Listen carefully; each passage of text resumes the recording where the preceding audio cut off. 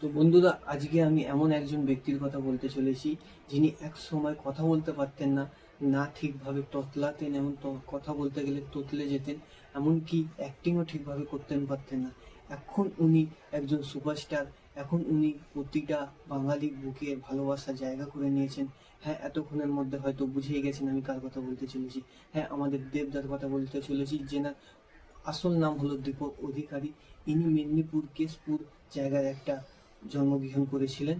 তো এনার বাবার বিজনেস ছিল ক্যাটারিং এ মুম্বাইতে। তো ইনি 12 বছর বয়সে চলে গেছিলেন মুম্বাইতে, আর বাবার সাথে ওখানে কাজ করতেন। এমন ওই ক্যাটারিং থেকে প্রচুর প্রোডাকশন হাউসে খাবার যেত, আর সেখান থেকে শুনে শুনে ক্যামেরা, অ্যাকশন, অ্যাক্টিং, একটা সিনেমার প্রতি ভালোবাসা একটা জন্মায়। তো সেই সময় থেকে বন্ধুরা প্রথম ছবি এমন ছবির চান্স পান।